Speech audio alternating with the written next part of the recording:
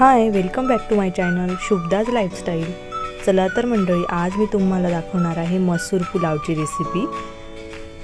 तर त्यासाठी मी तांदूळ घेतलेले आहे 1008 हे, कांदा उभा चिरून घेतलेला आहे, अर्धा टोमॅटो घेतलेला आहे, बटाटा घेतला आहे एक, शेंगदाणे घेतले थोडे आणि कढीपत्ता।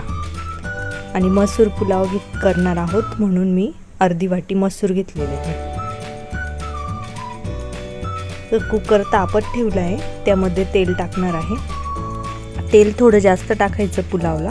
कोणताही मसाले भात करताना तेल थोडं जास्त टाकलं ना चव अप्रतिम येते। आणि या भातासाठी ना आपण थोडं गरम पाणी वापरायचं, गार पाणी खिचडी भाताला किंवा मसाले भाताला वापरायचं नाही। आता इथे ना मी तेल टाकून घेते, 2 ते 3 पळी तेल टाकले मी।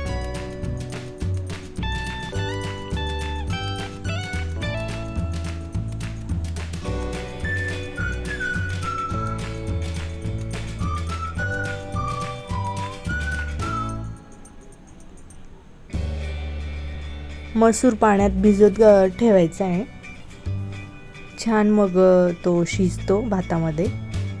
आणि कोणताही मसाले भात किंवा पुलाव करताना आधी तांदूळ भिजवून घ्यायचा थोड्या वेळ, 5 ते 10 मिनिटासाठी।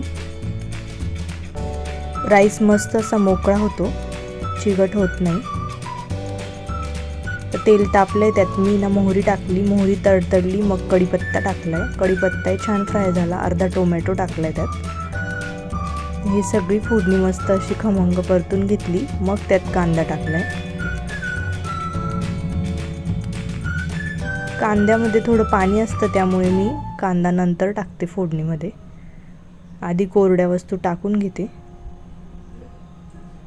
मग कांदा फ्राय झाला की आपले घरगुती मसाले टाकायचे। यात अद्रक लसूणची पेस्ट पण ॲड केली मी। यानंतर मी यामध्ये टाकत आहे शेंगदाणे। तुम्ही सोयाबीन वडी सुद्धा टाकू शकताय पुलावमध्ये, छान लागते। शेंगदाणे छान फ्राय झाले की मग यामध्ये टाकते मी हिंग, हळद आणि मसाला।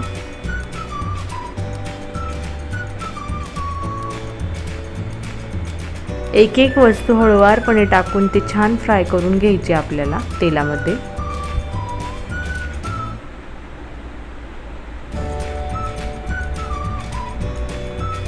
हिंग, हळद आणि मसाला टाकला आहे, काळा मसाला। 2 ते 3 टेबलस्पून मी काळा मसाला वापरते। थोडा तिखट हवा असेल मग आपल्याला पुलाव, तर अजून 1 चमचा ॲड करा मसाला। त्यानंतर यामध्ये टाकते आहे मसूर भिजवलेले, अर्धी वाटी।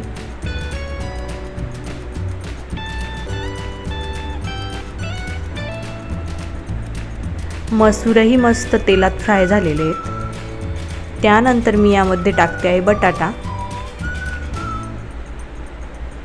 सगळ्या आपण ज्या वस्तू घेतल्या आहेत ते स्टेप बाय स्टेप एक एक ॲड करून छान अशा तेलामध्ये फ्राय करायचे आहे। आणि त्यानंतर मग लास्टला तांदूळ टाकायचे। तांदूळही 1-2 मिनिटे तेलामध्ये फ्राय करायचे। यामुळे काय होतं, टेस्ट छान येते मसाले भाताला, तेलामध्ये तांदूळ फ्राय केल्यामुळे।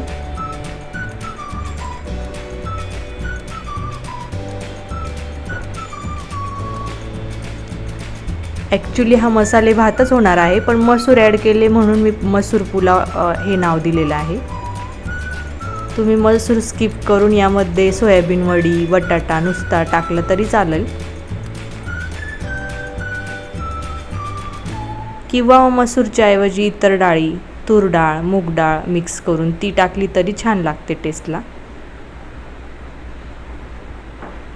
आणि यामध्ये गरम पाणी ॲड करायचे। कधी पण मसाले भात करताना गरम पाणीच टाका, चव त्याची तशीच राहते। चव म्हणजे मसाले भाताची चव जी आहे ना ती बिघडत नाही आणि भात चिकट होत नाही, मऊ असा होतो। लागेल तेवढं पाणी घेतलंय मी अंदाजे, आणि छान अशा कुकरच्या 3 शिट्ट्या करून घेतल्या। मस्त असा माझा मसूर पुलाव तयार झाला आहे। लोणचं पापड यासोबत तुम्ही खाऊ शकता. तर कशी वाटली माझी रेसिपी नक्की सांगा कमेंट करून. Thanks for watching. भेटू आपण नेक्स्ट व्हिडिओमध्ये. बाय. चॅनलला लाईक करा, शेअर करा आणि नवीन असाल तर सबस्क्राईब करा, म्हणजे मी ज्या रेसिपी वगैरे नवीन ब्लॉग टाकेल ते तुम्हाला नोटिफिकेशन मिळेल. बाय.